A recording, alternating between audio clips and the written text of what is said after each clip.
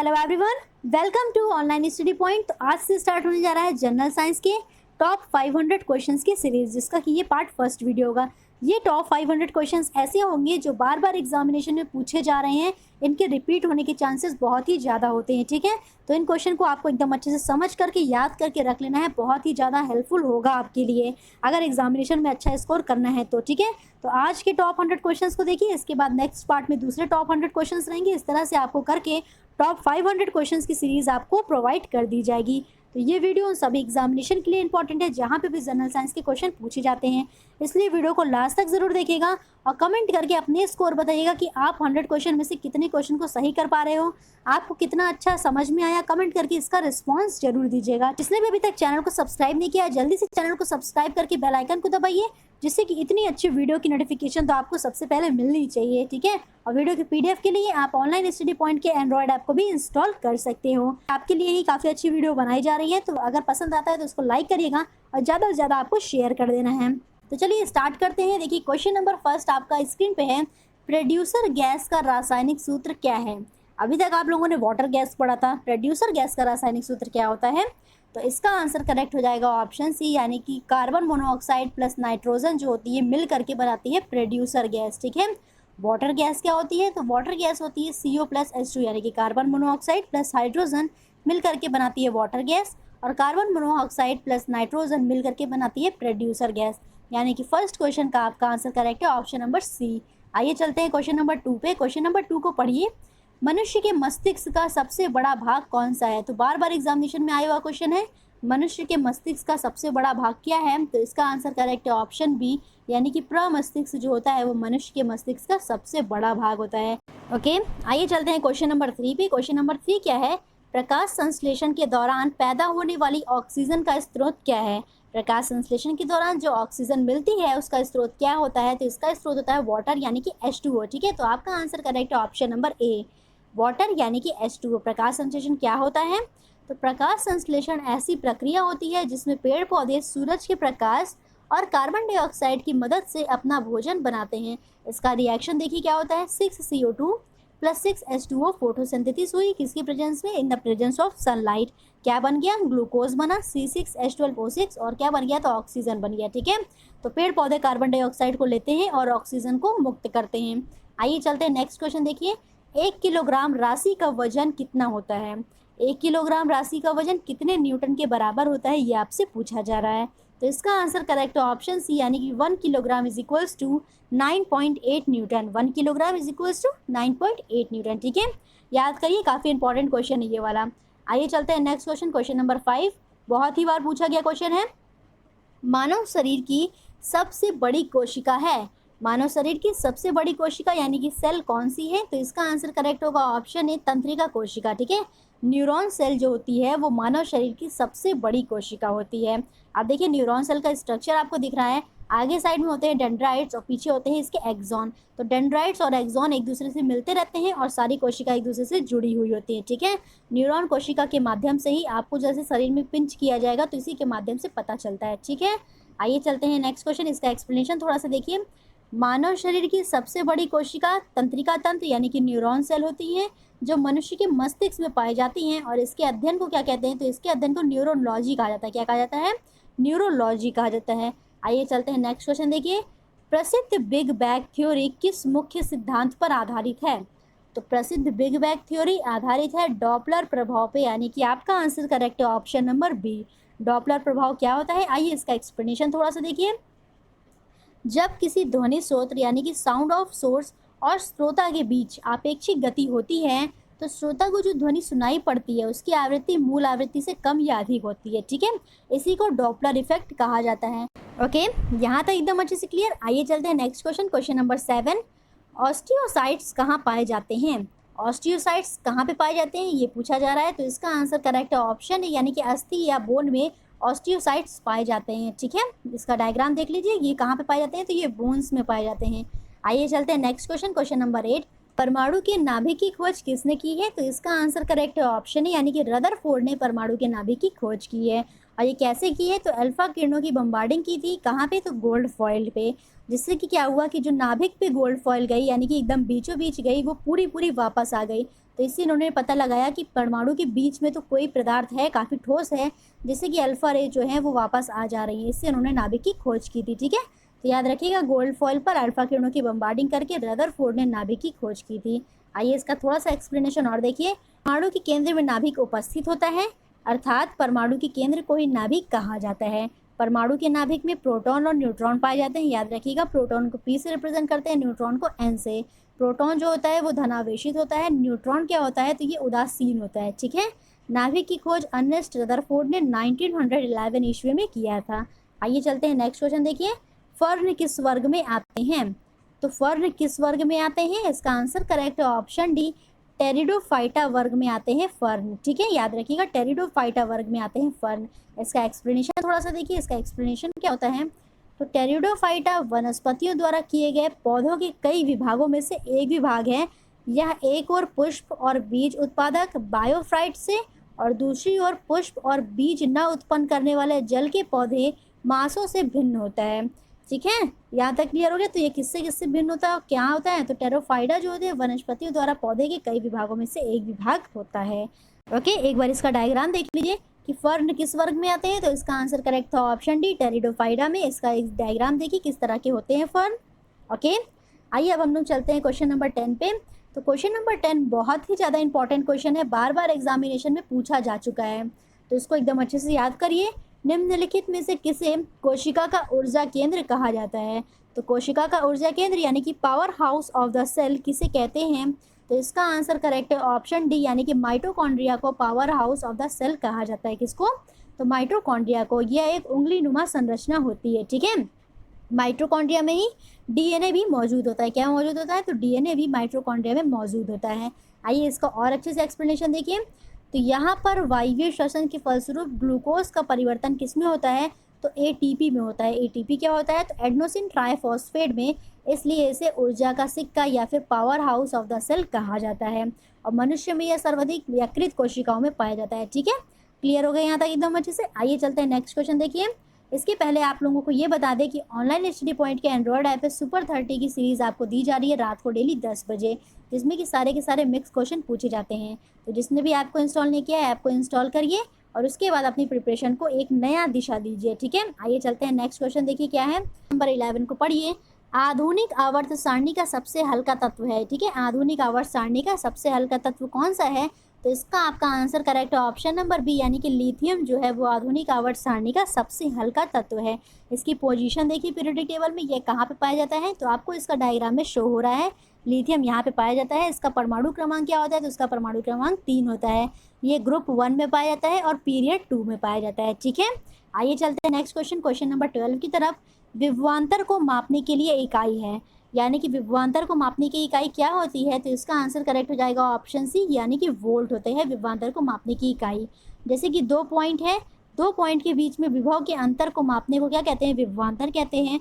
और इसको मापा किससे जाता है? तो मापा जाता है वोल्ट मीटर से। ठीक है, याद रखिएगा, वोल्ट मीटर से इसको मापा जाता है और इसके मापने की इकाई होती है वोल्ट। ठीक है, इन दोनों में कन्फ्यूज मत होइएगा। आइए चलते हैं नेक्स्ट क्वेश्चन देखिए। मानव शरीर में सबसे बड़ी अंतःस्रावी ग्रंथि निम्नलिखित में से कौन सी है? बहुत ही ज़्यादा बार एग्जामिनेशन में ये भी क्वेश्चन पूछा गया है। मानव शरीर में सबसे बड़ी अंतःस्रावी ग्रंथि कौन सी है? तो इसका आंसर करेक्ट हो जाएगा ऑप्शन ए, यानी कि थायराइड ग्रंथि जो होती है मानव शरीर की सबसे बड़ी अंतःस्रावी ग्रंथि मानी जाती है। अगर आपसे पूछा जाता है कि मानव शरीर की सबसे बड़ी ग्रंथि कौन सी है, तो आपका आंसर करेक्ट होता लीवर, पर अंतःस्रावी ग्रंथि पूछा है इसलिए आपका आंसर हो जाएगा थायराइड। ठीक है, थायराइड कहाँ पे पाई जाती है? तो ये देखिए गले में पाई जाती है और तितली के आकार की संरचना में होती है। किस आकार की? तितली के आकार की संरचना में होती है। आइए चलते हैं नेक्स्ट क्वेश्चन देखिए। वायुमंडल में बादलों के तैरने का कारण क्या होता है? तो वायुमंडल में जो बादल तैरते हैं उनका कारण क्या होता है? तो इसका आंसर करेक्ट है ऑप्शन डी, यानी कि घनत्व। ठीक है, डेंसिटी की वजह से वायुमंडल में बादल तैरते रहते हैं। इसका एक्सप्लेनेशन देखिए। तो वायुमंडल में बादलों के तैरने का कारण उनका कम घनत्व होता है।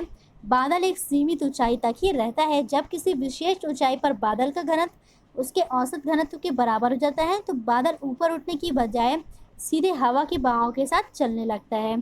क्लियर हो गया? तो बादल किस वजह से तैरता है? उसका कम घनत्व की वजह से वो तैरता रहता है वायुमंडल में। आइए चलते हैं नेक्स्ट क्वेश्चन देखिए, पढ़िए। मानव शरीर में विटामिन ए को कहाँ संग्रहित किया जाता है? तो इसका आंसर करेक्ट हो जाएगा ऑप्शन यानी कि जिगर में। ठीक है, जिगर यानी कि लीवर में मानव शरीर में विटामिन ए को संग्रहित किया जाता है।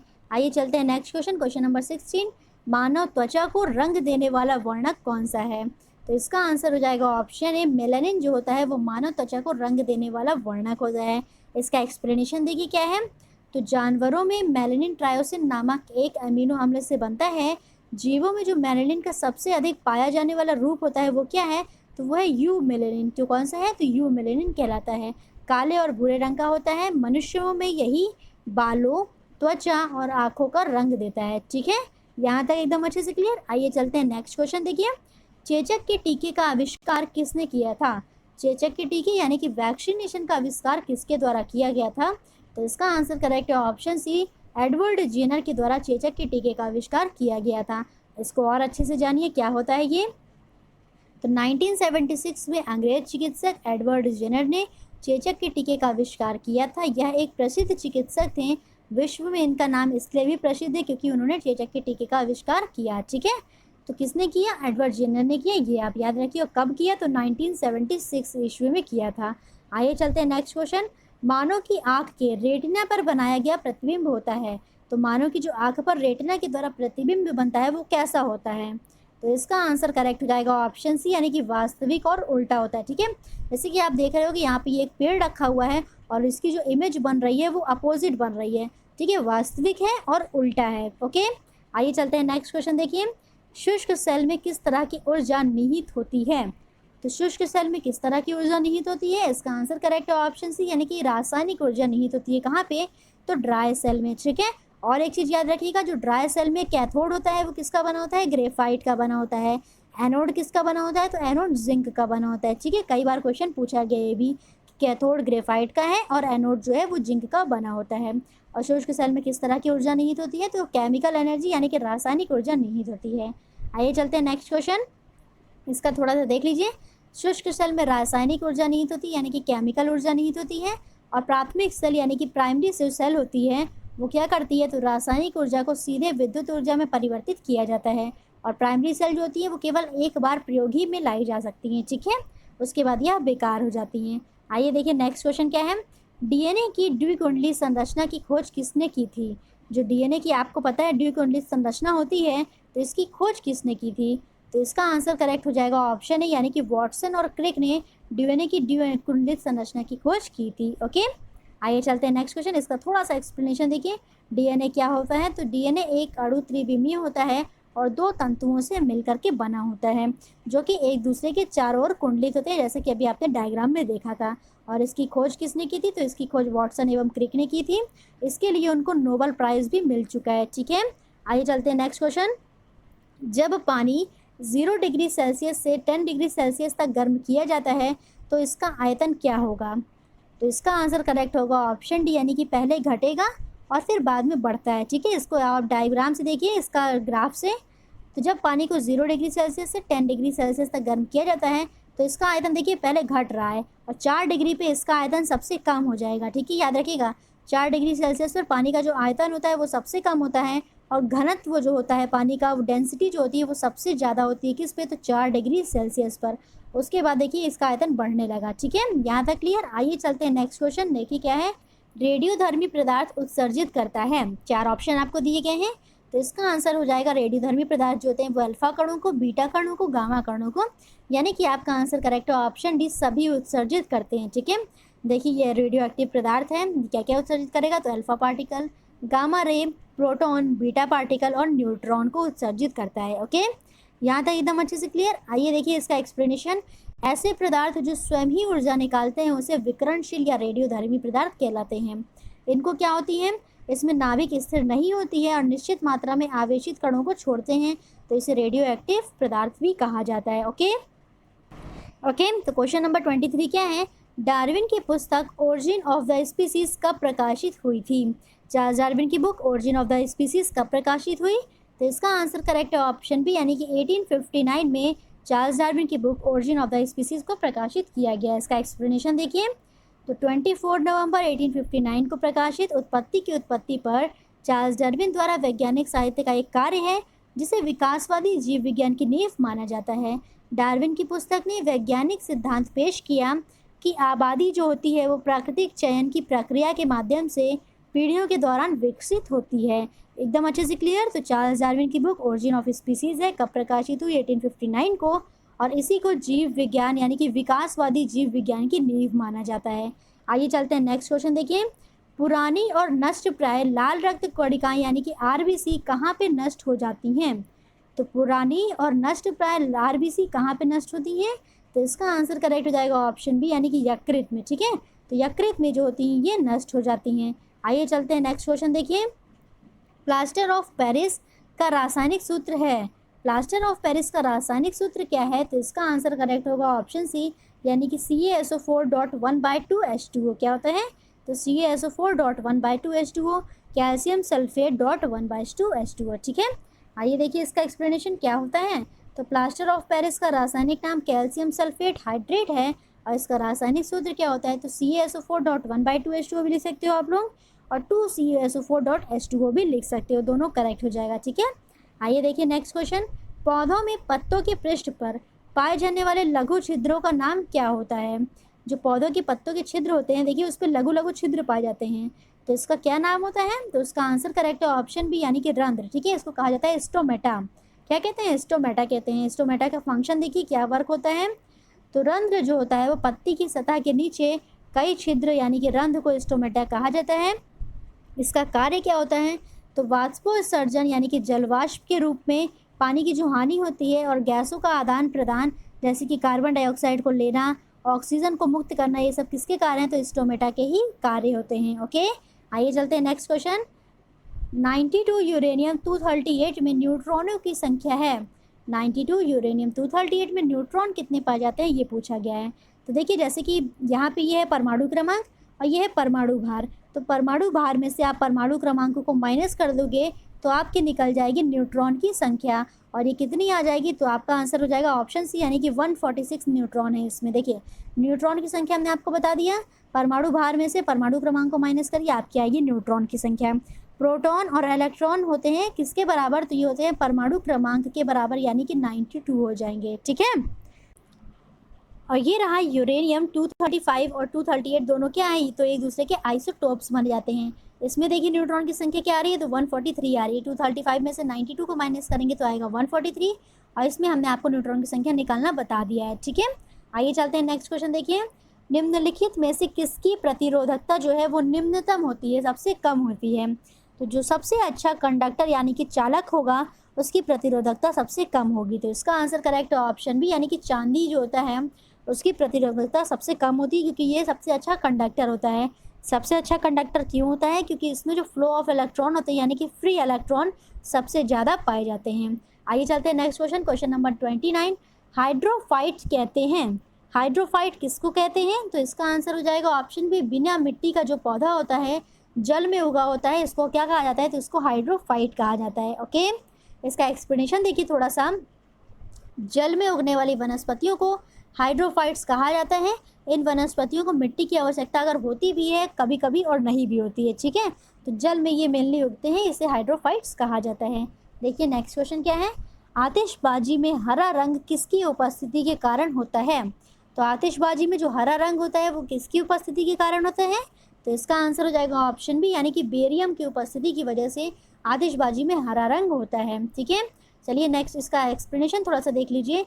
आतिशबाजी के दौरान आसमान में चमकने वाले लाल, नारंगी, पीले, हरे, नीले और बैंगनी रंग जो होते हैं वो धातु लवण के उपयोग से बनाए जाते हैं। बेरियम क्लोराइड हरा रंग को प्रदर्शित करता है। उसके बाद देखिए स्ट्रोंशियम कार्बोनेट लाल रंग को, कैल्शियम क्लोराइड संतरा, सोडियम नाइट्रेट पीले कलर को और बेरियम क्लोराइड हरा रंग। उसके बाद कॉपर क्लोराइड जो होता है वो नीले रंग को प्रदर्शित करता है। ठीक है, तो सारे इतने ढेर सारे क्वेश्चन के आंसर आपको एक में मिल गए हैं, इसको जरूर से याद रखिए। बेरियम क्लोराइड तो हरा रंग देता ही देता है, साथ ही साथ और जो सारे कलर्स हैं इसको भी याद कर लीजिए। ठीक है, आइए चलते हैं नेक्स्ट क्वेश्चन देखिए। कान की कितनी हड्डियां हैं? तो कान की आपको सभी को पता होगा 3 हड्डियां होती हैं पर 3 पेयर्स में होती हैं। ठीक है, एक इस कान में हो गई, एक दूसरे वाले कान में हो गई, तो 3 और 3 को मिलाएंगे तो आपका आंसर करेक्ट हो जाएगा ऑप्शन सी यानी कि 6 हड्डियां जो होती हैं वो कान में पाई जाती हैं। ये 6 हड्डियां कौन कौन सी होती हैं? देखिए तो कान की हड्डियाँ, जिसे श्रवण या ओशोल भी कहा जाता है, सभी स्तनधारियों के मध्य कान में 3 छोटी हड्डियों में से कोई भी कौन सी होती हैं? तो ये होती है मैलियस, इंकस और स्टेपीज। स्टेपीज जो होती है वो सबसे छोटी हड्डी होती है, ठीक है। स्टेपीज जो होती है उसको सबसे छोटी हड्डी माना जाता है। आइए चलते हैं नेक्स्ट क्वेश्चन देखिए। 5 जगत वर्गीकरण किसने किया था? 4 ऑप्शन आपको दिए गए हैं। इसका आंसर करेक्ट ऑप्शन है, यानी कि R.H. व्हिटेकर के द्वारा 5 जगत का वर्गीकरण किया गया था।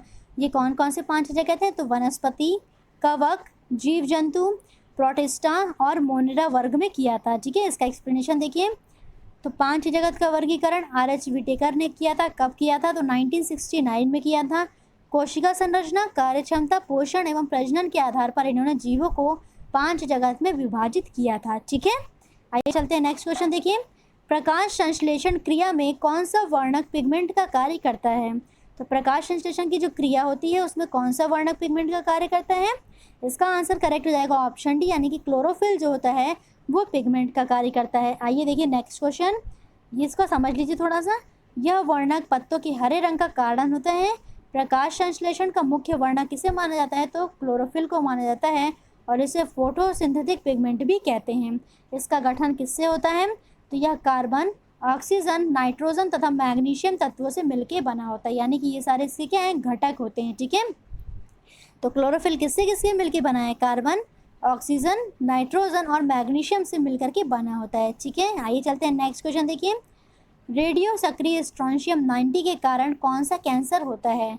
तो इसका आंसर करेक्ट है ऑप्शन डी, यानी कि अस्थि कैंसर जो होता है वो रेडियो सक्रिय स्ट्रोंशियम 90 की वजह से होता है, ठीक है। ओके, थोड़ा सा इसका एक्सप्लेनेशन समझ लीजिए। इसका एक्सप्लेनेशन क्या है? स्ट्रोंशियम 90 हड्डियों और अस्थि मज्जा में जमा होते हैं। शेष 1% रक्त और कोमल ऊतकों में भी होता है। इसकी मौजूदगी से क्या होता है? तो हड्डी का कैंसर, आसपास के ऊतकों का कैंसर और ल्यूकेमिया जैसा का कारण बन सकती है। क्लियर हो गया? आइए चलते हैं नेक्स्ट क्वेश्चन। एक वस्तु अधिकतम भार देती है। तो एक वस्तु यानी कि किसी वस्तु का अधिकतम भार जो होगा वो कहाँ पे होगा? तो इसका आंसर करेक्ट हो जाएगा ऑप्शन डी, यानी कि निर्वात में जो होगा किसी वस्तु का अधिकतम भार होता है, ठीक है। देखिए नेक्स्ट क्वेश्चन, क्वेश्चन नंबर 36। शैक यानी कि लाइकेन है। तो शैक क्या होता है? लाइकेन, तो यह एक सहजीवी होता है, ठीक है। यह एक सहजीविता का संबंध दिखाता है। किसके किसके बीच में? तो कवक और शैवाल के बीच में सहजीविता का संबंध दिखाता है कौन? तो लाइकेन। आइए देखिए नेक्स्ट क्वेश्चन, इसका एक्सप्लेनेशन थोड़ा सा देखिए। लाइकेन निम्न श्रेणी की ऐसी छोटी वनस्पतियों का समूह होता है जो विभिन्न प्रकार के आधारों पर उगे हुए पाए जाते हैं। और ये कहाँ पे होते हैं नॉर्मली? तो वृक्ष की पत्तियाँ, छाल, प्राचीन दीवारें, भूतल, चट्टान और शिलाएं पे पाए जाते हैं, ठीक है। नेक्स्ट क्वेश्चन, पृथ्वी पर सबसे लंबे समय तक टिकने वाला वृक्ष कौन सा है? पृथ्वी पर जो सबसे लंबे समय तक वृक्ष टिकता है वो कौन सा है? तो इसका आंसर हो जाएगा ऑप्शन डी, यानी कि यूकेलिप्टस है, ठीक है। ओके, तो यहाँ तक क्लियर हो गया। आइए चलते हैं नेक्स्ट क्वेश्चन देखिए। ट्रांसफार्मर का कोड बना होता है। ट्रांसफार्मर का जो कोड होता है वो किसका बना होता है? तो इसका आंसर करेक्ट हो जाएगा ऑप्शन है, यानी कि नर्म लोहे का बना होता है, ठीक है। ट्रांसफार्मर का कोड नर्म लोहे का बना होता है। नेक्स्ट क्वेश्चन, पानी के अंदर ध्वनि सुनने का यंत्र कहलाता है। इसका आंसर करेक्ट हो जाएगा ऑप्शन डी, यानी कि हाइड्रोफोन जो होता है उसके माध्यम से पानी के अंदर ध्वनि को सुना जाता है। ये कैसे कार्य करता है? तो ये पानी के अंदर लगाया जाने वाला वैज्ञानिक उपकरण है और पानी के अंदर ध्वनि की तरंगों की गणना करने में काम आने वाला उपकरण होता है, ठीक है। देखिए नेक्स्ट क्वेश्चन क्या है। वायुमंडल की किस प्रकार की स्थिति को चक्रवात से प्रस्तुत किया जाता है? तो इसका आंसर हो जाएगा ऑप्शन है, यानी कि चारों ओर उच्च दाब से घिरा, केंद्र में निम्न दाब, ठीक है। चारों ओर उच्च दाब होना चाहिए और केंद्र में जो होता है वो निम्न दाब अगर है तो इस स्थिति को चक्रवात से प्रस्तुत किया जाता है। ओके, तो इसका एक्सप्लेनेशन देखिए। इसका एक्सप्लेनेशन क्या है? चक्रवात सदैव पृथ्वी की गति की दिशा में गति करता है और चक्रवात के केंद्र में वायु दाब निम्न होता है, जैसा कि हमने अभी आपको बताया। चक्रवात क्या होते हैं? साइक्लोन और एंटी साइक्लोन्स होते हैं। साइक्लोन जो होती है उसे कहा जाता है लो प्रेशर साइकिल, यानी कि निम्न वायु दाब होता है कहाँ पे? तो केंद्र में। एंटी साइक्लोन जिसे कहते हैं high pressure cell. Okay, next question देखिए। लंबाई की सबसे छोटी इकाई है। तो लंबाई की सबसे छोटी इकाई क्या है? तो इसका आंसर करेक्ट है ऑप्शन डी, यानी कि फर्मी मीटर जो होता है वो लंबाई की सबसे छोटी इकाई होती है। माइक्रोन क्या होता है? 10⁻⁻6 मीटर के बराबर। नैनोमीटर 10⁻⁻9। एंगस्ट्रॉम 10⁻⁻10। फर्मी मीटर जो सबसे छोटी है वो होती है 10⁻⁻15 मीटर के बराबर। ओके, नेक्स्ट क्वेश्चन देखिए। आरएनए का मुख्य कार्य क्या होता है? तो आरएनए का मुख्य कार्य होता है ऑप्शन बी करेक्ट, यानी कि प्रोटीन संश्लेषण में सहायता करना। क्या करना? प्रोटीन संश्लेषण में सहायता करना, ठीक है। इसका एक्सप्लेनेशन देखिए, इसका एक्सप्लेनेशन क्या है। तो आरएनए का मुख्य कार्य प्रोटीन संश्लेषण में सहायता करना है और डीएनए कोशिकाओं के अंदर संदेशवाहक का भी कार्य करता है। ठीक है, आइए नेक्स्ट क्वेश्चन पे। निम्नलिखित में से कौन सा आयोडीन का सर्वोत्तम स्रोत माना जाता है? तो इसका आंसर करेक्ट होगा ऑप्शन यानी कि शैवाल जो होते हैं वो आयोडीन का सर्वोत्तम स्रोत माना जाता है। ठीक है, आयोडीन रिच फूड कौन कौन से होते हैं देखिए आपको डायग्राम में शो हो रहा है। ओके, नेक्स्ट क्वेश्चन देखिए, थोड़ा सा इसके बारे में देखिए आयोडीन क्या होता है। तो आयोडीन हमारे शरीर के लिए आवश्यक तत्व होता है जो हमारे शारीरिक वृद्धि और विकास के लिए महत्वपूर्ण होता है। जैसा कि हमने अभी आपको बताया, मानव शरीर में लगभग 60% आयोडीन जो होता है वो थायराइड ग्रंथि में संग्रहित होता है। क्लियर हो गया? आयोडीन थायराइड ग्रंथि के सामान्य कामकाज में एक महत्वपूर्ण भूमिका निभाता है। थायराइड ग्रंथि क्या होती है? तो यह सबसे बड़ी अंतःस्रावी ग्रंथि होती है और तितली के आकार में होती है। कहाँ पे पाई जाती है? तो गले में पाई जाती है। ठीक है, नेक्स्ट क्वेश्चन देखिए, किस गुणधर्म के कारण पानी से भरे बर्तन में डुबाई गई छड़ी जो होती है वो मुड़ी हुई प्रतीत होगी? तो इसका आंसर करेक्ट हो जाएगा ऑप्शन सी यानी कि अपवर्तन की घटना के कारण। अपवर्तन क्या होता है? जब प्रकाश की किरण जो होती है वो एक माध्यम से दूसरे माध्यम में जाती है तो अविलंब की ओर थोड़ा सा झुक जाती है। इसी को क्या बोला जाता है? तो इसी को बोला जाता है अपवर्तन की घटना। ठीक है, अविलंब की ओर मुड़ जाती है या फिर अविलंब से दूर हट जाती है। ओके, इसका एक्सप्लेनेशन क्या है? जब प्रकाश की किरण एक माध्यम से दूसरे माध्यम में प्रवेश करेगी तो अपने पास से विचलित हो जाती है। इस घटना को प्रकाश का अपवर्तन कहा जाता है। स्नेल का नियम क्या होता है? जो साइन आई अपॉन में साइन आर जो नियम सुना है आपने वो दिया है किसने? स्नेल ने। आई क्या है? तो आई है इंसिडेंट रे का एंगल और आर क्या है? तो आर है रिफ्रैक्टिव रे का एंगल। ओके, नेक्स्ट क्वेश्चन देखिए क्या है। फेफड़े के आवरण को कहा जाता है। तो फेफड़े के आवरण को क्या कहते हैं? तो इसका आंसर करेक्ट हो जाएगा ऑप्शन सी यानी कि फुसफुस झिल्ली जो होती है उसे क्या कहा जाता है? तो फेफड़े का आवरण कहा जाता है। नेक्स्ट क्वेश्चन देखिए, पौधे का वह भाग जो पानी एवं विल्लियों को जड़ों से पौधे के अनेक भागों में ले जाता है वह क्या है? तो इसका आंसर करेक्ट है ऑप्शन बी यानी कि जाइलम। ठीक है, जाइलम क्या कार्य करता है? पानी एवं विल्लियों को जड़ों के अनेक भागों में ले जाता है। आप लोग कमेंट करके बताओ कि फ्लोएम का क्या कार्य होता है। ठीक है, फ्लोएम का जो भी कार्य होता है वो आप लोग कमेंट करके बताओ। नेक्स्ट क्वेश्चन देखिए, हेपेटाइटिस है। हेपेटाइटिस किस प्रकार का रोग होता है? तो इसका आंसर करेक्ट हो जाएगा ऑप्शन बी यानी कि हेपेटाइटिस जो होता है वो एक प्रकार का जिगर का रोग होता है। देखिए ये नॉर्मल लीवर है और हेपेटाइटिस होने पे क्या होता है? तो इसमें थोड़ी सी सूजन आ जाती है। ठीक है, इसका एक्सप्लेनेशन देखिए। तो हेपेटाइटिस जो होता है वो वायरस रक्त से रक्त के संपर्क द्वारा फैलता है। इसमें क्या होता है कि अधिकांश पीड़ितों में 85% की यकृत में वायरस रह जाता है। ठीक है, और हेपेटाइटिस सी जिगर में क्या होता है? वायरस का संक्रमण होता है जिससे कि जिगर में सूजन आ जाती है। आइए नेक्स्ट क्वेश्चन देखिए, बल का वह प्रकार जो गति का विरोध करता है और तापीय ऊर्जा को मुक्त करता है किस नाम से जाना जाता है? तो इसका आंसर करेक्ट हो जाएगा ऑप्शन डी यानी कि घर्षण बल। फ्रिक्शनल फोर्स वो होता है जो उसकी गति का विरोध करता है। एक्सप्लेनेशन में समझिए और अच्छे से। घर्षण बल एक प्रकार का बल होता है जो दो तलों के बीच आपेक्षिक गति का विरोध करता है।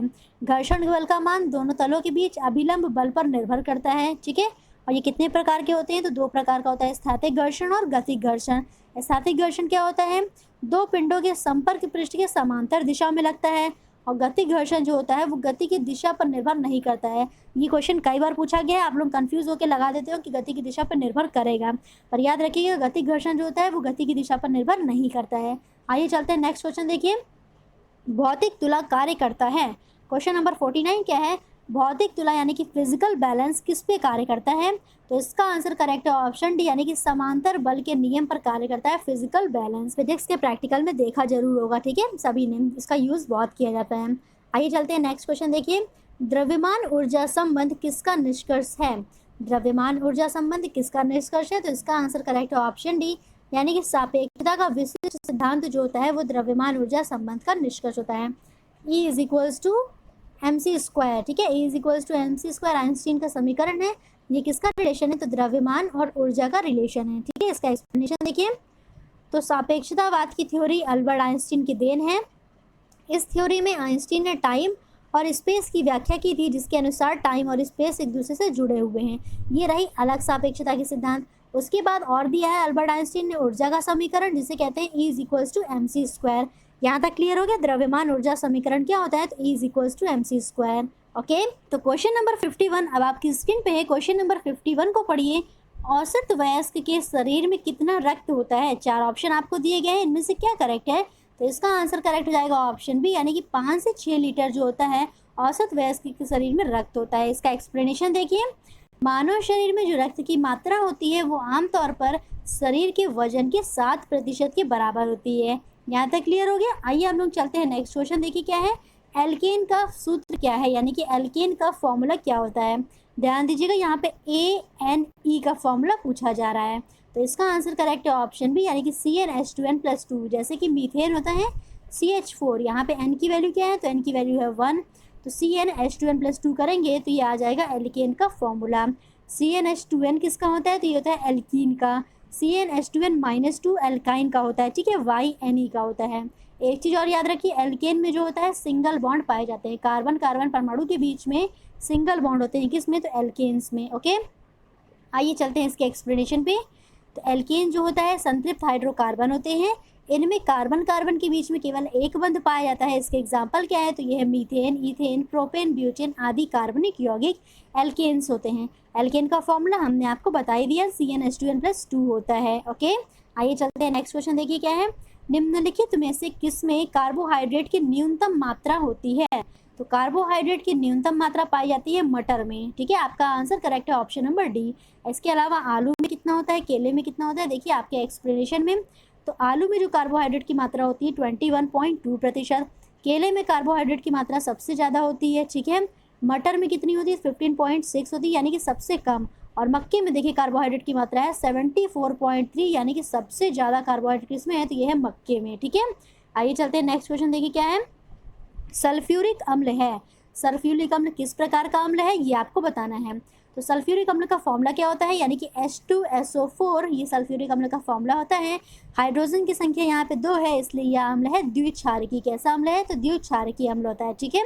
इसका एक्सप्लेनेशन समझिए, जहाँ पे हाइड्रोजन की संख्या 1 होगी वो हो जाएगा एक क्षारकीय अम्ल, जहाँ पे हाइड्रोजन की संख्या 2 होगी जैसे कि H2SO4 तो वो हो जाएगा द्विक्षारकीय अम्ल, और जहाँ पे हाइड्रोजन की संख्या 3 होगी वो हो जाएगा त्रिक्षारकीय अम्ल, ठीक है। चलिए चलते हैं नेक्स्ट क्वेश्चन। भूमध्य रेखा से ध्रुव की ओर जाने पर गुरुत्वीय त्वरण का मान कैसा होता है, बढ़ता है, नियत रहता है, घटता है, या फिर इनमें से कोई नहीं। तो इसका आंसर करेक्ट हो जाएगा ऑप्शन है, यानी कि भूमध्य रेखा से जब हम ध्रुवों की ओर जाते हैं तो जो गुरुत्वीय त्वरण का मान होता है वो बढ़ता रहता है, ठीक है। नेक्स्ट क्वेश्चन देखिए क्या है, इसका एक्सप्लेनेशन थोड़ा समझिए। चूँकि जी का जो मान होता है वो पृथ्वी की त्रिज्या पर निर्भर करता है, और पृथ्वी क्या है, चपटी होने के कारण ध्रुवों पर जी का मान अधिक होता है और भूमध्य रेखा पर जी का मान कम होता है। इसलिए अगर हम भूमध्य रेखा से ध्रुवों की ओर जाते हैं तो क्या होता है, गुरुत्वीय त्वरण का मान बढ़ता है, ठीक है। चलिए चलते हैं नेक्स्ट क्वेश्चन पे। मटर में मार्श रोग का कारण क्या है। मटर में जो मार्श रोग होता है वो किसकी कमी की वजह से होता है, तो इसका आंसर करेक्ट हो जाएगा ऑप्शन सी, यानी कि मैग्नीज की कमी से मटर में मार्श रोग हो जाता है। मार्श रोग में देखिए जैसे कि आपको डायग्राम में दिख रहा होगा, आपने भी नोटिस किया होगा इस प्रकार का मटर में कभी कभी हो जाता है, तो ये मैग्नीज की कमी से होता है और इसको बोलते हैं मटर का मार्श रोग। आइए चलते हैं नेक्स्ट क्वेश्चन, क्वेश्चन नंबर 57। कौन सी ग्रंथि आंसू या टीयर स्रावित करती है, तो इसका आंसर करेक्ट हो जाएगा ऑप्शन बी, लैक्राइमल जो ग्लैंड होती है वो आंसू या टीयर स्रावित करती कहाँ पे पाई जाती है, तो आंखों के किनारे भागों में पाई जाती है लैक्राइमल ग्लैंड, ठीक है। नेक्स्ट क्वेश्चन देखिए, एक एंगस्ट्रॉम मात्रक बराबर होता है, हमने एक क्वेश्चन में ऑलरेडी आपको अभी बताया था कि एक एंगस्ट्रॉम जो होता है वो 10⁻⁻10 मीटर के बराबर होता है। एंगस्ट्रॉम क्या है और एक्सप्लेनेशन समझिए। तो एक एंगस्ट्रॉम जो होता है बहुत छोटी दूरी मापने के लिए इस्तेमाल किया जाता है और यह लंबाई की एक इकाई होती है। तो लंबाई की सबसे छोटी इकाई क्या होती है, तो ये होती है फर्मी मीटर, जो बराबर होती है 10⁻10 मीटर के, ठीक है, याद रखिएगा इसको भी। आइए चलते हैं नेक्स्ट क्वेश्चन पे। ट्रेडमिल टेस्ट कौन सी चिकित्सा से संबंधित है। ट्रेडमिल टेस्ट कौन सी चिकित्सा से संबंधित है, तो इसका आंसर करेक्ट ऑप्शन है, यानी कि हृदय की चिकित्सा से संबंधित है ट्रेडमिल टेस्ट। इसका एक्सप्लेनेशन देखिए, इसे एक एक्सरसाइज या ट्रेडमिल टेस्ट भी कहा जाता है। इसमें क्या किया जाता है, तो मशीन पर पैदल चलाकर व दौड़ा करके हार्ट बीट की जांच की जाती है, ठीक है ना। तो ये जैसा कि अभी आपने डायग्राम में देखा था। आइए चलते हैं नेक्स्ट क्वेश्चन पे। आकाश किस कारण से नीला होता है, मोस्ट इंपॉर्टेंट क्वेश्चन है, बार बार एग्जाम में पूछा गया है। आकाश किस कारण से नीला होता है, तो इसका आंसर करेक्ट है ऑप्शन बी, यानी कि वायुमंडल में सूर्य के प्रकाश के लघुत्तर तरंग दैर्ध्य का प्रकीर्णन, ठीक है। वायुमंडल में सूर्य के प्रकाश के लघुत्तर तरंग दैर्ध्य का प्रकीर्णन की वजह से आकाश का रंग नीला होता है। और नीला रंग जो होता है वो सबसे ज़्यादा फैलता भी है, डिस्पर्स्ड होता है, इस वजह से कलर कैसा दिखाई देता है आकाश का, तो नीला दिखाई देता है। ओके, वीडियो थोड़ा सा लंबा ज़रूर होगा पर आपका कॉन्सेप्ट आज एकदम अच्छे से क्लियर होके रहेगा। ये जो 100 क्वेश्चन आपने समझ लिया तो आपका नंबर एकदम फिक्स हो जाने वाला है, ठीक है। तो क्वेश्चन नंबर 61 को पढ़िए। जीन शब्द किसने बनाया था? तो इसका आंसर करेक्ट हो जाएगा ऑप्शन बी, यानी कि W.L. जोहानसन ने जीन शब्द दिया था। आइए चलते हैं नेक्स्ट क्वेश्चन। दूध के दही के रूप में जमने का क्या कारण है? तो इसका आंसर करेक्ट हो जाएगा ऑप्शन बी, यानी कि लैक्टोबैसिलस जो होता है वो दूध के दही के रूप में जमने का कारण होता है। इसका एक्सप्लेनेशन देखिए। लैक्टोबैसिलस जो होता है वो एक जीवाणु होता है जो स्त्रियों की योनि में तथा मानव के आहार नाल में पाया जाता है। इसका आकार कैसा होता है? तो दंड यानी कि रॉड जैसा होता है। इसके अलावा यह जीवाणु क्या करता है, जो कि आपका क्वेश्चन था, दूध से दही बनाने में सहायक होता है। तो मोस्ट इंपॉर्टेंट क्वेश्चन है, जरूर से याद रखिए। नेक्स्ट क्वेश्चन देखिए। एक ऊष्मा अक्षेपी अभिक्रिया क्या होती है? तो ऊष्माक्षेपी अभिक्रिया क्या होती है? तो ऐसी अभिक्रिया जिसमें ऊष्मा विमोचित होती है, यानी कि ऊष्मा बाहर निकलती हैं, उसे हम लोग कहते हैं ऊष्माक्षेपी अभिक्रिया, ठीक है। ओके, इसका एक्सप्लेनेशन देखिए क्या है। ऊष्माक्षेपी अभिक्रिया यानी कि एक्सोथर्मिक अभिक्रिया में ऊष्मा निकलती है। जैसे कि जब हम सोडियम हाइड्रोक्साइड या कास्टिक सोडा को जल में डालते हैं तो उसमें से क्या होता है, तो ऊष्मा निकलती है। तो ये कैसी अभिक्रिया है? तो यह एक्सोथर्मिक यानी कि ऊष्माक्षेपी अभिक्रिया होती है। इसमें क्या होता है, तो इसका जो जलीय विलयन होता है वो अभिक्रिया के दौरान गर्म हो जाता है। किसमें? सोडियम हाइड्रोक्साइड को जब जल में डाला जाता है। तो आइए चलते हैं नेक्स्ट क्वेश्चन देखिए। चेचक होने के कारण कौन सा वायरस होता है? तो इसका आंसर करेक्ट हो जाएगा ऑप्शन बी, यानी कि वेरियोला वायरस, ठीक है। वेरियोला वायरस की वजह से चेचक होता है। नंबर 65 क्या है? क्वेश्चन नंबर 65 को पढ़िए। श्वसन है, तो श्वसन एक प्रकार का ऑक्सीकरण होता है, यानी कि आपका आंसर करेक्ट हो जाएगा ऑप्शन नंबर ए, जिसमें हम लोग ऑक्सीजन को लेते हैं और कार्बन डाइऑक्साइड को विमुक्त करते हैं। इसका एक्सप्लेनेशन देखिए क्या है। तो प्रत्येक जीव को जीवित रहने हेतु ऑक्सीजन की आवश्यकता होती है, क्योंकि ऑक्सीजन ही कार्बनिक भोज्य पदार्थों का ऑक्सीकरण या विघटन करके ऊर्जा प्रदान करते हैं। और पदार्थों के ऑक्सीकरण की यही प्रक्रिया क्या कहलाती है? तो श्वसन कहलाती है। यानी कि श्वसन कैसी प्रक्रिया है? तो यह एक ऑक्सीकरण प्रक्रिया है। आइए चलते हैं नेक्स्ट क्वेश्चन देखिए। कोशिका सिद्धांत का प्रतिपादन किसने किया था? तो कोशिका सिद्धांत का प्रतिपादन किसके द्वारा किया गया था? तो इसका आंसर जाएगा ऑप्शन बी, करेक्ट। स्लाइडन एवं श्वान ने मिलकर के कोशिका सिद्धांत का प्रतिपादन किया था। कोशिका सिद्धांत यानी कि सेल थ्योरी, ओके। नेक्स्ट इसका एक्सप्लेनेशन देखिए। जर्मन पादप वैज्ञानिक स्लाइडन एवं जंतु पादप वैज्ञानिक स्वान ने अपने खोजों के आधार पर कोशिका के बारे में मत प्राप्त किया था, उसी को ही कोशिका सिद्धांत कहते हैं। इनके अनुसार क्या होता है, कोशिका सजीवों की रचनात्मक एवं क्रियात्मक इकाई होती है, और नई कोशिका की जो उत्पत्ति होती है वो पहले से मौजूद कोशिकाओं से ही मिल करके होती है, ठीक है। नेक्स्ट क्वेश्चन देखिए। एल्युमिनियम किससे प्राप्त किया जाता है? तो एल्युमिनियम किससे प्राप्त किया जाता है? इसका आंसर करेक्ट है ऑप्शन डी, यानी कि एल्युमिनियम बॉक्साइड से प्राप्त किया जाता है। एक्सप्लेनेशन में देखिए। तो एल्युमिनियम जो होता है मुक्त अवस्था में नहीं पाया जाता है, यह संयुक्त अवस्था में धातु के विभिन्न विभिन्न अयस्कों से प्राप्त की जाती है। एल्युमिनियम के मुख्य खनिज क्या है? तो बॉक्साइट, फोल्सपोर, क्रायोलाइट आदि होते हैं। बॉक्साइट का फॉर्मूला देखिए क्या होता है, Al2O3.2H2O। क्या होता है? Al2O3.2H2O, यहीं से एल्युमिनियम प्राप्त किया जाता है, ठीक है। Next question. स्टोक्स का नियम किससे संबंधित है? क्या पूछा जा रहा है, स्टोक्स का नियम किससे संबंधित है? तो आपका आंसर करेक्ट है ऑप्शन बी, यानी कि द्रव्य में गिरती हुई गोली से। द्रव्य में गिरती हुई गोली से स्टोक्स का नियम संबंधित होता है। इसका एक्सप्लेनेशन देखिए। इस नियम के अनुसार जब कोई वस्तु या पिंड किसी द्रव्य में गिरता है तो वस्तु द्रव्य के संपर्क में आती है, और द्रव्य के संपर्क में आने से जो द्रव्य की परतें होती हैं वो भी वस्तु के साथ गति करना शुरू कर देती हैं, जिसके कारण द्रव्य की परत आपस में आपेक्षिक गति करना शुरू कर देती है, ठीक है। तो स्टोक्स का नियम संबंधित है द्रव्य में गिरी हुई गोली से। आइए चलते हैं नेक्स्ट क्वेश्चन देखिए। एक धातु के तार में विद्युत का प्रवाह किसकी वजह से होता है? तो एक धातु के तार में विद्युत धारा का जो प्रवाह होता है वो होता है इलेक्ट्रॉन के कारण। किसकी वजह से? इलेक्ट्रॉन के कारण। इसका एक्सप्लेनेशन समझिए। धातु के तार में विद्युत का प्रवाह इलेक्ट्रॉनों के कारण होता है। धातु में जो मुक्त इलेक्ट्रॉन होते हैं, यानी कि मेटल्स में जो मुक्त इलेक्ट्रॉन, फ्री इलेक्ट्रॉन्स होते हैं, वो विद्युत के चालन में सहायता करते हैं, और इलेक्ट्रॉन की गति के विपरीत दिशा में धारा का प्रवाह होता है। देखिए, जैसे कि अगर इलेक्ट्रॉन इधर बह रही है तो धारा किसे बहेगी? उसके अपोजिट दिशा में बहेगी। तो इलेक्ट्रॉन की धारा दिशा के अपोजिट में क्या होती है? विद्युत धारा की दिशा, यानी कि करंट की दिशा होती है। नेक्स्ट क्वेश्चन देखिए क्या है। डायबिटीज मेल्टिस किस हार्मोन के कम बनने से होती है? तो इसका आंसर करेक्ट है ऑप्शन डी, यानी कि इंसुलिन हार्मोन जो होता है अगर कम बनता है तो उससे डायबिटीज हो जाती है। क्यों होता है? इसका एक्सप्लेनेशन समझिए। तो मधुसीदनी यानी कि अग्नाशय पेनक्रियास के अंतःस्रावी भाग की लैंगरहंस की दीपिकाओं से, ठीक है, लैंगरहंस की दीपिकाओं से बीटा कोशिका से स्रावित होने वाला एक जंतु हार्मोन है कौन? तो इंसुलिन। याद रखिएगा, इंसुलिन कहाँ से स्रावित होता है, तो बीटा कोशिकाओं से स्रावित होता है। रासायनिक संरचना की दृष्टि से यह एक पेप्टाइड हार्मोन है और शरीर में ग्लूकोज के उपापचय को यही नियंत्रित करता है। इसी वजह से अगर ये कम बनेगा तो ग्लूकोज का उपापचय नियंत्रित नहीं हो पाएगा और डायबिटीज़ हो जाती है। नेक्स्ट क्वेश्चन देखिए क्या है, कैंसर के उपचार के लिए प्रयुक्त उत्कृष्ट गैस यानी कि नोबल गैस कौन सी है, तो इसका आंसर करेक्ट है ऑप्शन डी यानी कि रेडॉन जो होती है वो कैंसर के उपचार के लिए प्रयुक्त उत्कृष्ट गैस है। नेक्स्ट क्वेश्चन देखिए क्या है, नाभिक का आकार है, तो नाभिक का आकार कितना होता है, तो नाभिक का आकार है 10⁻⁻15 मीटर का। नाभिक का आकार 10⁻⁻15 मीटर तक होता है। नाभिक की खोज किसने की थी, तो रदरफोर्ड ने की थी। इसमें क्या होता है, तो प्रोटॉन और न्यूट्रॉन पाए जाते हैं। नाभिक का व्यास 10⁻⁻15 मीटर की कोटि का होता है।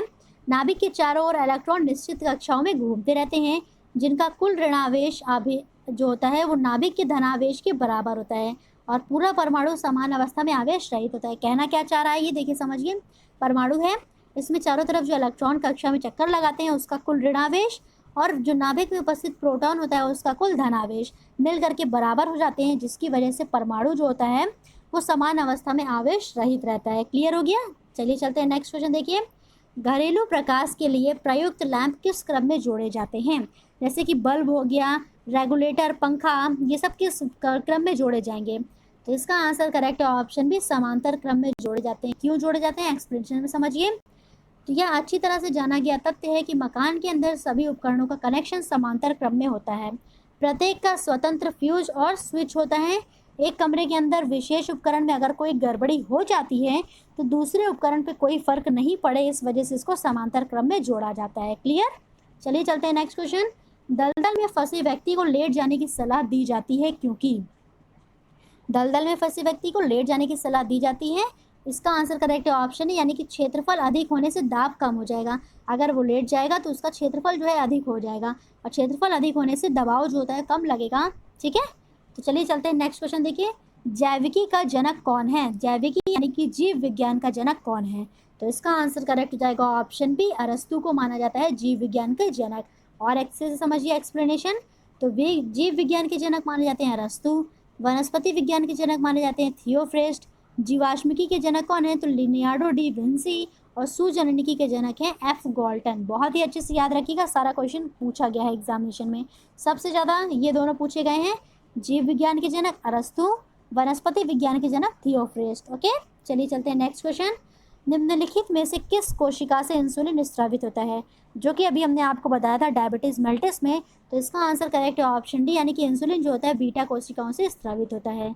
चलिए चलते हैं नेक्स्ट क्वेश्चन, जब कांच की छड़ को रेशम से रगड़ा जाता है तो छड़ कैसी हो जाएगी, तो इसका आंसर हो जाएगा ऑप्शन सी करेक्ट यानी कि छड़ जो होती है वो धनावेशित हो जाती है। एक्सप्लेनेशन समझिए, जब हम किसी कांच की छड़ को रेशम के टुकड़े से रगड़ते हैं तो छड़ के जो कुछ इलेक्ट्रॉन होते हैं वो रेशम के टुकड़े में स्थानांतरित हो जाते हैं, जिससे कि छड़ जो होती है वो धनावेशित और रेशम का टुकड़ा ऋणावेशित हो जाता है। इलेक्ट्रॉन किस में स्थानांतरित हो गया है, रेशम के टुकड़े में, तो रेशम का टुकड़ा ऋणावेशित हो गया और छड़ धनावेशित हो गया। इसमें ना तो कोई आवेश उत्पन्न हुआ और ना ही नष्ट हुआ, तो यह प्रेक्षण आवेश संरक्षण नियम को भी सिद्ध करता है। चलिए चलते हैं नेक्स्ट क्वेश्चन, बादलों की दिशा एवं गति को मापने वाला यंत्र कहलाता है, तो बादलों की दिशा एवं गति को मापने वाला यंत्र कहलाता है नेफोस्कोप। इसको कहा जाता है क्या, तो नेफोस्कोप कहा जाता है। इसका आप लोग डायग्राम देखिए कैसा होता है, एक्सप्लेनेशन समझिए। एनीमोमीटर से हवा की शक्ति तथा गति, रेनगेज से वर्षा की मात्रा, नेफोस्कोप से बादलों की दिशा एवं गति और हाइग्रोमीटर से आर्द्रता का मापन किया जाता है। यहाँ तक एकदम अच्छे से क्लियर। आइए चलते हैं नेक्स्ट क्वेश्चन, वायुमंडलीय हवा पृथ्वी पर होती है, किसकी वजह से होती है, तो इसका आंसर करेक्ट ऑप्शन है यानी कि गुरुत्व के द्वारा वायुमंडलीय हवा पृथ्वी पर होती है। नेक्स्ट क्वेश्चन, क्वेश्चन नंबर 80 देखिए क्या है, पादप कोशिका भित्ति किसकी बनी होती है, तो इसका आंसर करेक्ट हो जाएगा ऑप्शन है यानी कि पादप कोशिका की जो भित्ति होती है वो सेलुलोज की बनी होती है। बहुत ज़्यादा इंपॉर्टेंट क्वेश्चन है, काफ़ी बार पूछा गया है। नेक्स्ट क्वेश्चन, रेक्टिफायर का प्रयोग किया जाता है, तो रेक्टिफायर का प्रयोग किया जाता है एसी को डीसी में बदलने के लिए। एसी को डीसी में बदलने के लिए रेक्टिफायर का इस्तेमाल हम लोग करते हैं। इसका एक्सप्लेनेशन समझिए, तो रेक्टिफायर जो होता है वो एक ऐसी युक्ति होती है जो आवर्ती धारा यानी कि एसी करंट को दृष्ट धारा यानी कि डीसी करंट में बदलने का कार्य करती है। ठीक है, आजकल के बहुत से उपकरण होते हैं जो डीसी से ही चलते हैं, जबकि बाहर से उन्हें एसी दी जाती है, तो इस वजह से रेक्टिफायर का इस्तेमाल काफ़ी ज़्यादा होता है। नेक्स्ट क्वेश्चन देखिए क्या है, रेफ्रिजरेटर को ठंडा करने के लिए जिस रासायनिक पदार्थ का उपयोग किया जाता है वह है। तो इसका आंसर करेक्ट है ऑप्शन डी, यानी कि अमोनिया का इस्तेमाल किया जाता है रेफ्रिजरेटर को ठंडा करने के लिए। इसका एक्सप्लेनेशन समझिए।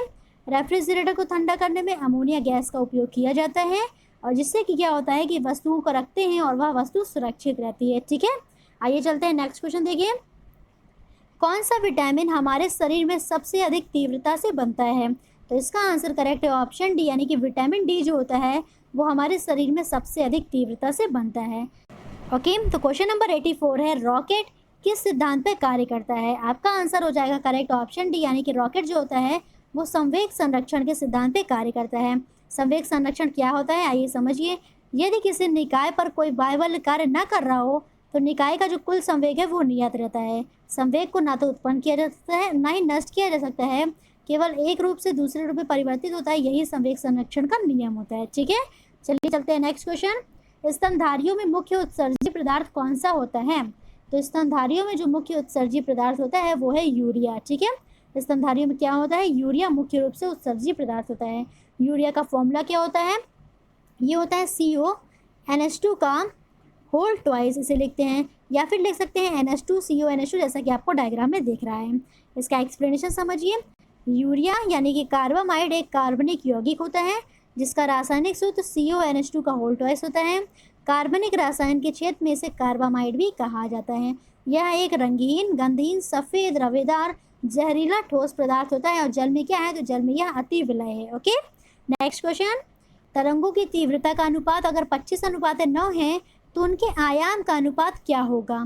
तो आयाम आपको निकालना है, A1/A2 करिए is equals to under root में कर दीजिए I1/I2, यानी कि तरंगों की तीव्रता कितना दिया गया है, 25/9। तो 25 और 9 का आप लोग जब अंडर रूट निकालोगे तो ये आ जाएगा 5:3। तो तरंगों के जो आयाम का अनुपात है वो हो जाएगा 5:3, और यही आपका आंसर करेक्ट हो जाएगा। ठीक है, चलिए चलते हैं नेक्स्ट क्वेश्चन। क्वेश्चन नंबर 87 क्या है, वसा में घुलनशील विटामिन है। 4 ऑप्शन दिए गए हैं, A, K, D, ये सब विटामिन से कौन से वसा में घुलनशील है? तो इसका आंसर करेक्ट है ऑप्शन डी, यानी कि ये सभी विटामिन वसा में घुलनशील हैं। कौन कौन से विटामिन वसा में घुलनशील होते हैं? तो विटामिन A, D, E के वसा में घुलनशील होते हैं, और विटामिन B और C जो होते हैं वो जल में घुलनशील विटामिन हैं। नेक्स्ट क्वेश्चन, रसोई गैस मिश्रण है। तो रसोई गैस किसका मिश्रण होता है? इसका आंसर हो जाएगा ऑप्शन बी, ब्यूटेन एवं प्रोपेन का मिश्रण होता है। आप लोग कमेंट करके बताओ कि जब गैस लीक होती है तो किस पदार्थ की वजह से हमको उसकी स्मेल पता चलती है। ठीक है, क्या मिलाया जाता है रसोई गैस में जिससे कि गैस लीकेज की स्मेल पता चल जाती है। नेक्स्ट क्वेश्चन, क्वेश्चन नंबर 89 को देखिए। यदि 0.4 प्रतिरोध के चालक तार की लंबाई को दुगना कर दिया जाए तो इसका प्रतिरोध हो जाएगा। तो इसका प्रतिरोध हो जाएगा ऑप्शन डी करेक्ट, यानी कि 0.8 हो जाएगा। ठीक है, अगर चालक तार की लंबाई को हम लोग दुगना करेंगे तो प्रतिरोध भी क्या हो जाएगा, दुगना हो जाएगा, यानी कि 0.4 × 2 which is equals to 0.8। Clear हो गया, आइए चलते हैं नेक्स्ट क्वेश्चन। बॉयल का नियम संबंधित है। तो बॉयल का नियम जो होता है वो लागू होता है कांस्टेंट टेम्परेचर यानी कि नियत तापमान पर। अगर कांस्टेंट टेम्परेचर होगा तो प्रेशर क्या होता है, इन्वर्सली प्रोपोर्शनल होता है वॉल्यूम के। ये बॉयल ने बताया था। एक्सप्लेनेशन समझिए तो और अच्छे से समझ में आएगा। तो बॉयल का जो नियम होता है वो आदर्श गैस का बताता है कि दाब और आयतन में संबंध। क्या बताता है कि नियत ताप यानी कि कांस्टेंट टेम्परेचर पर गैस का आयतन यानी कि वॉल्यूम उसके प्रेशर के व्युत्क्रमानुपाती होता है। ठीक है, अगर हम इसको इधर मल्टीप्लाई करेंगे तो ये हो जाएगा P1V1 is equals to P2V2। यहाँ तक क्लियर हो गया, आइए चलते हैं नेक्स्ट क्वेश्चन। चमगादड़ अंधेरे में उड़ते हैं क्योंकि। तो चमगादड़ अंधेरे में उड़ते हैं क्योंकि वो क्या उत्पन्न करते हैं, पराश्रव्य तरंगों को उत्पन्न करते हैं। पराश्रव्य तरंगे क्या होती हैं, कमेंट करके बताइए ज़रा। पराश्रव्य तरंगे किसको कहते हैं? आइए चलते हैं हम लोग नेक्स्ट क्वेश्चन पे। ठीक है, यहाँ तक समझ में आ गया। देखिए नेक्स्ट क्वेश्चन, वनस्पति कोशिका एवं प्राणी कोशिका का अंतर किसकी उपस्थिति से स्पष्ट होता है? वनस्पति कोशिका यानी कि प्लांट सेल, प्राणी कोशिका यानी कि एनिमल सेल। तो इन दोनों में किसकी उपस्थिति से अंतर स्पष्ट होगा? तो इसका आंसर करेक्ट है ऑप्शन ए, कोशिका भित्ति। जो कोशिका भित्ति होती है वो प्लांट सेल में तो पाई जाती है परंतु जंतु कोशिकाओं में नहीं पाई जाती है। कोशिका भित्ति क्या कार्य करती है? तो जो कोशिकाएं होती हैं, सेल होती हैं, उनको रिजिडिटी प्रदान करती है यानी कि दृढ़ता प्रदान करती है। ठीक है, चलिए चलते हैं नेक्स्ट क्वेश्चन। देखिए, प्रकाश का वेग है। प्रकाश का वेग कितना होता है? काफ़ी ज़्यादा फेमस क्वेश्चन है ये। तो प्रकाश का वेग क्या होता है? इसका आंसर हो जाएगा करेक्ट ऑप्शन ए, 3 × 10⁸ मीटर पर सेकेंड। ये होता है प्रकाश का वेग। ठीक है, पूछा जाता रहता है कि प्रकाश के वेग को सर्वप्रथम किसने मापा था, तो इसका आंसर करेक्ट हो जाएगा रोमर ने। ठीक है, प्रकाश के वेग को सर्वप्रथम रोमर ने मापा था। और कितना होता है प्रकाश का वेग, तो 3 × 10⁸ मीटर प्रति सेकेंड होता है। ठीक है, नेक्स्ट क्वेश्चन, मानव शरीर के किस अंग में हड्डियों की संख्या सर्वाधिक होती है, तो मानव शरीर की उंगलियों में हड्डियों की संख्या सर्वाधिक होती है। आइए एक्सप्लेनेशन देखिए। तो मानव शरीर में जो उंगलियां और कलाइयों में सबसे ज़्यादा हड्डियां होती हैं, कितनी होती हैं, तो ये 54 हड्डियों की संख्या होती है, जो हमें कुछ लिखने, पकड़ने और हर तरह का काम करने में मदद करती है। शरीर की सबसे बड़ी लंबी हड्डी कौन सी होती है, तो ये होती है फीमर। कौन सी होती है, फीमर होती है, याद रखिएगा। जो कहाँ पाई जाती है, तो जो जांघ में पाई जाती है। ठीक है, नेक्स्ट क्वेश्चन देखिए, अश्वशक्ति किसकी इकाई है, तो अश्वशक्ति जैसा कि नाम से ही पता है, तो ये शक्ति की यानी कि पावर की इकाई होती है। तो हॉर्स पावर जो होता है वो पावर की इकाई होती है। 1 horse power is equals to कितने की बराबर होती है, तो ये बराबर होती है 746 वॉट के। ओके, क्वेश्चन नंबर 96 क्या है, निम्नलिखित में से कौन सा पदार्थ पौधों के लिए सूक्ष्म पोषक तत्व होता है, तो इसका आंसर करेक्ट है ऑप्शन सी, यानी बोरॉन जो होता है वो पौधों के लिए सूक्ष्म पोषक तत्व होता है। इसका एक्सप्लेनेशन समझिए। पौधों की वृद्धि एवं विकास के लिए 8 सूक्ष्म पोषक तत्व की आवश्यकता होती है, जिनमें से बोरॉन एक है। 8 सूक्ष्म पोषक तत्व कौन कौन से हैं, तो zinc, boron, molybdenum, copper, chlorine, iron और मैग्नीज निकल होते हैं। ठीक है, क्लोरीन, आयरन, मैग्नीज, निकल, जिंक, बोरॉन, मोलिब्डेनम और कॉपर, ये 8 सूक्ष्म पोषक तत्व हैं। नेक्स्ट क्वेश्चन देखिए, वायु में किसकी अधिकता होने पर पेड़ों की पत्तियां काली होकर गिर जाती हैं, तो इसका आंसर करेक्ट हो जाएगा ऑप्शन बी, यानी कि सल्फर डाइऑक्साइड की मात्रा यदि वायु में अधिक हो जाएगी तो पेड़ों की जो पत्तियां होती हैं वो काली होकर के गिरने लगती हैं। नेक्स्ट क्वेश्चन देखिए क्या है, जब किसी वस्तु को धनावेशित किया जाता है तो वह क्या करेगा, ये डायग्राम यहाँ पे गलत लग गया है, इसको ध्यान मत दीजिएगा। ठीक है, जब किसी वस्तु को धनावेशित किया जाएगा तो वह क्या खोता है, तो इसका आंसर हो जाएगा करेक्ट ऑप्शन, यानी कि वह इलेक्ट्रॉन को खोता है। ठीक है, किसी वस्तु को धनावेशित करेंगे तो उसमें से इलेक्ट्रॉन हटेंगे। नेक्स्ट क्वेश्चन, क्वेश्चन नंबर 99, निम्नलिखित में से कौन सी युक्ति विद्युत ऊर्जा को यांत्रिक ऊर्जा में परिवर्तित करती है, कौन सी युक्ति है जो विद्युत ऊर्जा को यांत्रिक ऊर्जा में परिवर्तित करती है, तो इसका आंसर करेक्ट है ऑप्शन बी, यानी कि विद्युत मोटर जो होता है वो विद्युत ऊर्जा को यांत्रिक ऊर्जा में बदल देती है। एक्सप्लेनेशन देखिए, ऑलरेडी हमने आपको बता दिया है कि विद्युत मोटर एक विद्युत यांत्रिक मशीन है जो विद्युत ऊर्जा को यांत्रिक ऊर्जा में बदलती है। आइए चलते हैं आज का लास्ट क्वेश्चन, क्वेश्चन नंबर 100, किसकी उपस्थिति के कारण दूध का रंग सफ़ेद होता है, तो किसकी उपस्थिति के कारण दूध का रंग सफ़ेद होता है, आपका आंसर करेक्ट है ऑप्शन डी, यानी कि केसीन की उपस्थिति के कारण दूध का रंग सफ़ेद हो जाता है। और दूध का जो हल्का पीला रंग होता है वो किसकी वजह से होता है, तो वह कैरोटीन की वजह से होता है। इसका एक्सप्लेनेशन देखिए, केसीन स्तनधारी प्राणियों के दूध में पाई जाने वाली फॉस्फोप्रोटीन होती है जो कैल्शियम के सीनेट के रूप में रहती है। इसके अलावा सोयाबीन में भी पर्याप्त मात्रा में यह पाई जाती है। इसमें 15 अमीनो अम्ल पाए जाते हैं और इसका रंग सफ़ेद से लेकर हल्का पीला तक होता है। केसीन जो होता है सांद्र अम्लों में विलय होता है और जल में कैसा है, तो जल में यह अविलय है। बहुत ही इंपॉर्टेंट क्वेश्चन है, इसको याद रखिएगा। जल में कैसा होता है, तो जल में यह अविलय होता है। ओके, तो यहाँ तक आपको एकदम अच्छे से समझ में आ गया। टॉप 100 क्वेश्चन आपको कैसे लगे कमेंट करके ज़रूर बताइएगा। वीडियो आपको पसंद आया होगा तो वीडियो को लाइक करिए और ज़्यादा से ज़्यादा शेयर करके अपना सपोर्ट शो करिएगा, क्योंकि आपके लिए ये सारे वीडियो बनाए गए हैं, इतनी मेहनत की गई है। ठीक है, तो कमेंट करके इसका रिस्पॉन्स जरूर दीजिए कि कैसा लगा और वीडियो को ज़्यादा से ज़्यादा शेयर कर दीजिए। Thank you so much.